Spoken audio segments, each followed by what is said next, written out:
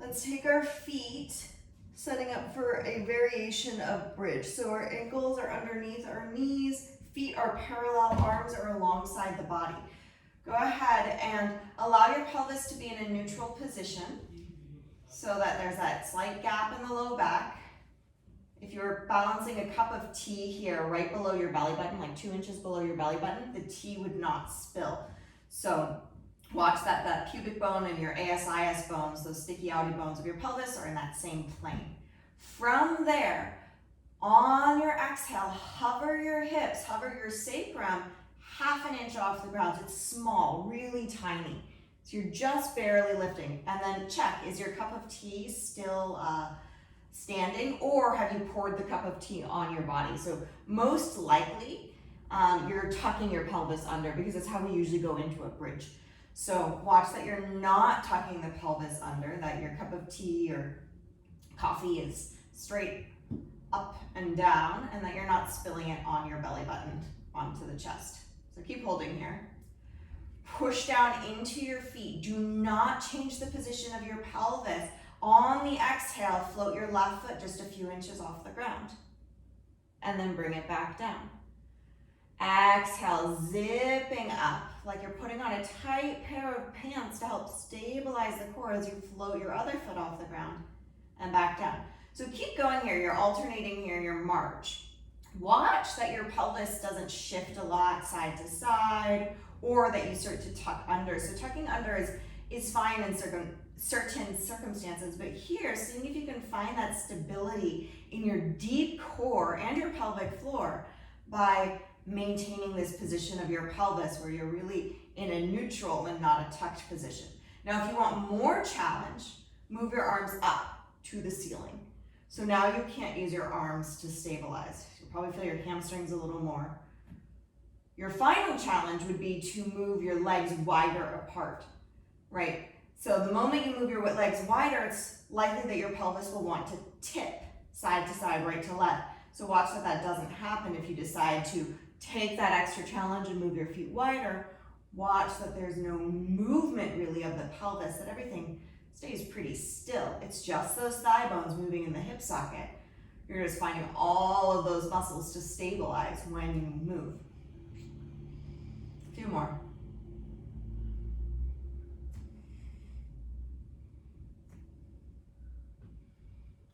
Great. Even yourself out right to left. And then lower your spine down. Relax your arms if you've lifted them. Now regular bridge with that tuck of the pelvis under. So tuck that pelvis, peel your spine up.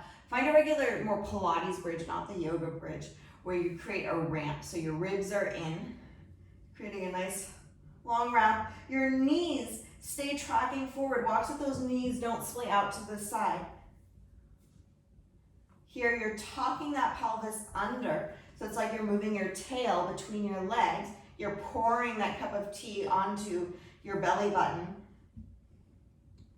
Your feet are firmly grounded. Don't let those feet start to turn out. And hold. A few more breaths here.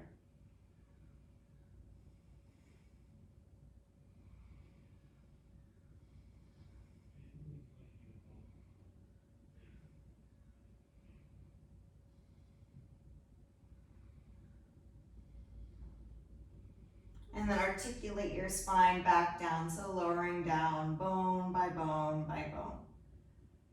Once you come all the way down, windshield wiper those knees side to side, a little reset.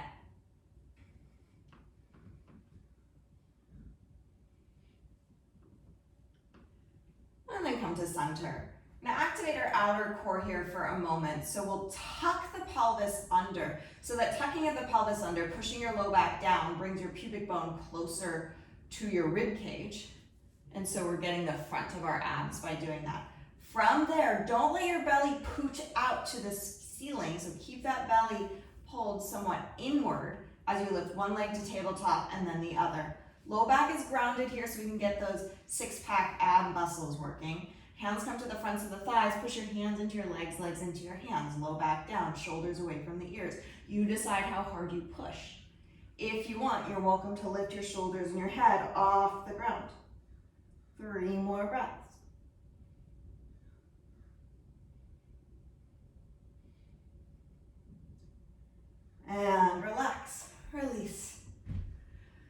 to lower those knees side to side.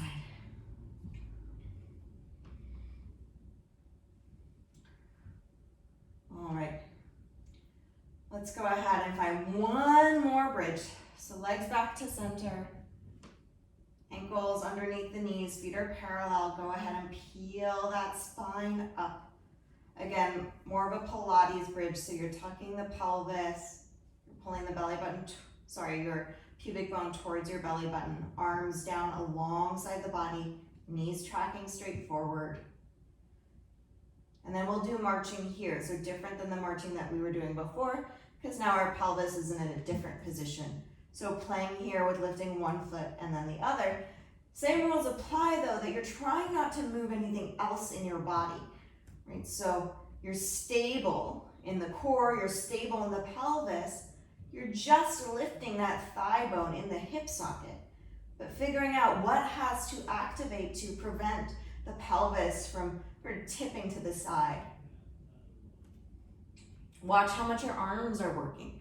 It's totally fine to use your arms as stabilizers, but if you want more challenge, maybe you lighten how much those arms are pushing into the earth. Watch that your knees aren't splaying out to the side. Notice what your rib cage is doing to help stabilize. Is it puffing out? Can you keep it integrated into the rest of the torso? A few more.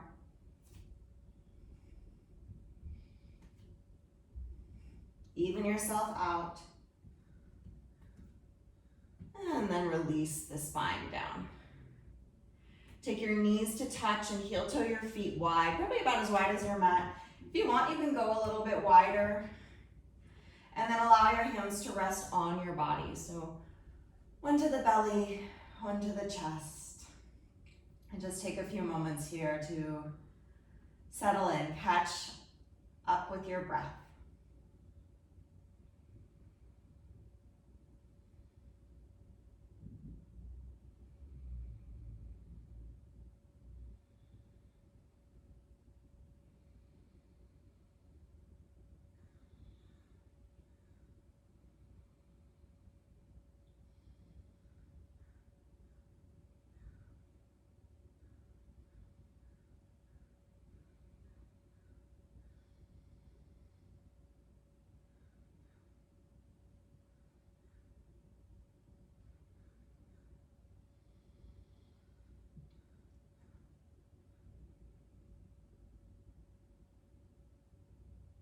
Take a moment to maybe set an intention for the rest of your practice today.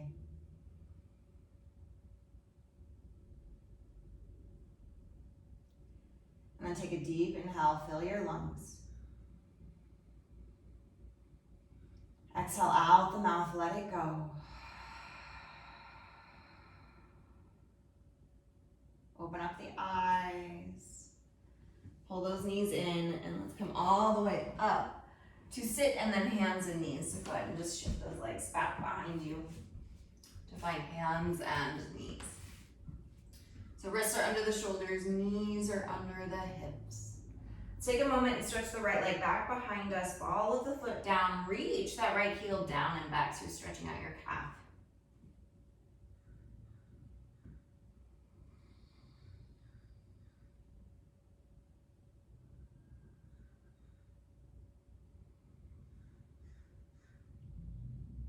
Lower the right knee, switch sides, other leg stretches back, heel reaches down and back, stretching out the calf, back of the leg.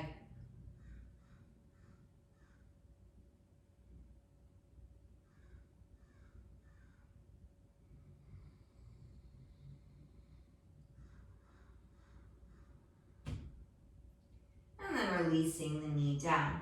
Inhale, cow pose, chest forward, tailbone up, slide the shoulders away from the ears. Exhale, find your cat, tuck your pelvis, drop your chin. So you can continue with regular cat-cow. Or if you'd like, every time you find cat position, so that Halloween cat, go ahead and hover the knees a couple of inches off the ground. Knees come back down for your cow. Keep going, follow your breath.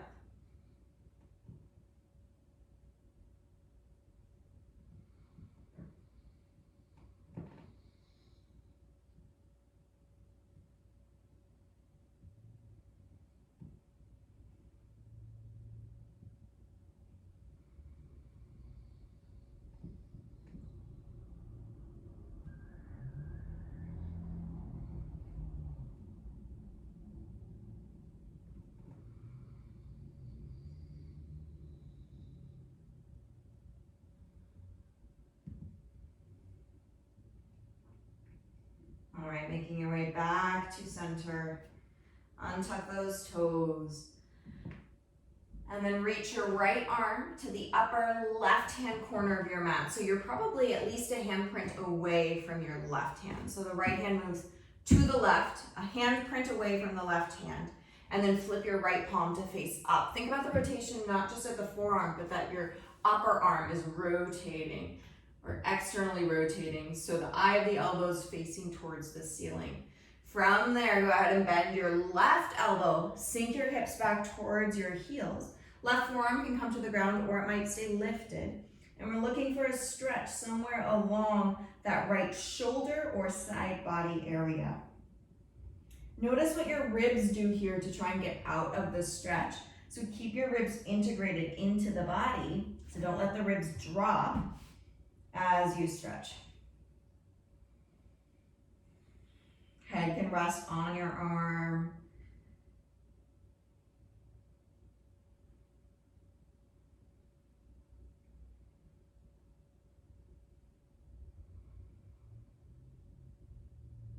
And come back to hands and knees. And we'll switch sides. So left arm crosses over to the right, at least a handprint away from the right hand, maybe further. Flip your left palm to face up. Make sure that rotation's happening into the through the entire arm. And then sink your hips back. And then watch those ribs. So oftentimes you'll go into a bit of a back bend here. So letting those ribs thrust forward. And that limits the amount of stretching you're going to get. So keep the ribs integrated in the body as you stretch here.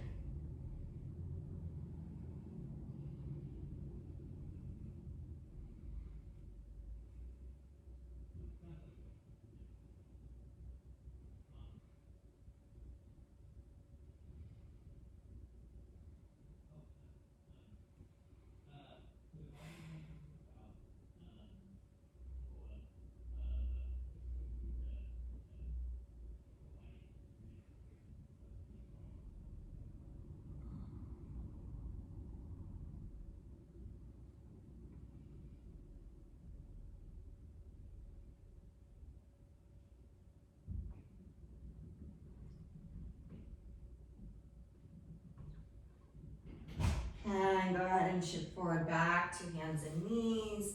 And take some big circles with your hips. Just loosening up, letting that go.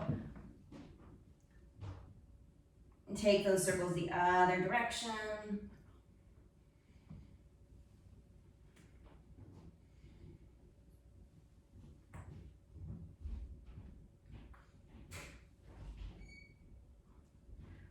Okay, one more thing here for the shoulders. Come down onto your forearms. Elbows are under the shoulders approximately. Flip your palms to face up. With those palms facing up, you're trying to get those thumbs to touch the ground. You're also trying not to let your pinkies move towards each other. So you're not creating a triangle shape with your arms or a A shape. You're trying to keep those arms separated so you're in two parallel lines here. So palms face up, two parallel lines as best you can. Ribs are integrated again into the body, so don't cross those ribs forward as you walk those knees back and let your head move between your upper arms. If your hands want to migrate towards each other, you could put a block between kind of the center of your forearms to prevent that from happening by just pushing into that block equally throughout the forearm. I would go block the long way. You can walk those knees back as far as you'd like. You're going for having your knees just below your pelvis, head moving through or between the upper arms. Your ribs are integrated in the body. We're moving towards straight with the elbows. You're probably not going to straighten all the way, but you're moving in that direction. 2 more breaths.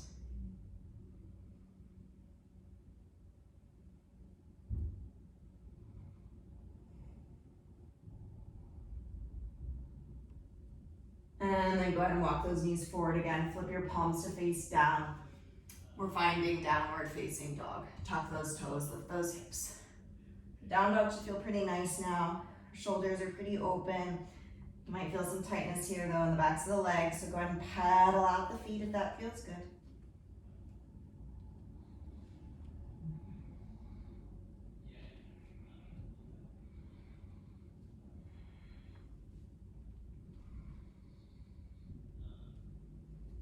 And then find stillness for a moment.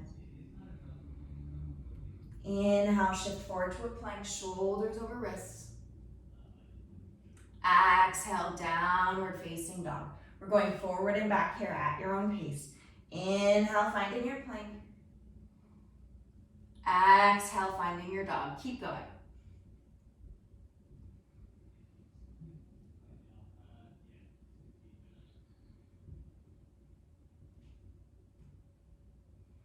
Next time you're in plank, go ahead and pause. We're moving to a plank on our knees, so lowering those knees down, but we're not quite hands and knees, so you're still sort of creating a ramp-like shape with your upper body. If you need to move to hands and knees, that's fine, so you would just move your knees underneath your pelvis. Look at your elbows, make sure you're not hyperextending the elbows, so they might need just a slight softening here. We're moving into little rhomboid push-ups or rhomboid movements, so it's the shoulder blades moving on the rib cage. Squeeze the shoulder blades together so that they're moving towards the center of the spine, and then spread the shoulder blades apart by pushing the palms into the earth. So shoulder blades squeeze towards each other. It's not a movement of the spine, it's just the shoulders moving on your rib cage, and then palms push into the earth to spread the space between the shoulder blades. So keep going here, up and down. If your arms are getting tired, come to hands and knees and do this. So just scooch those knees under your pelvis. Watch that you don't start to sway in your low back.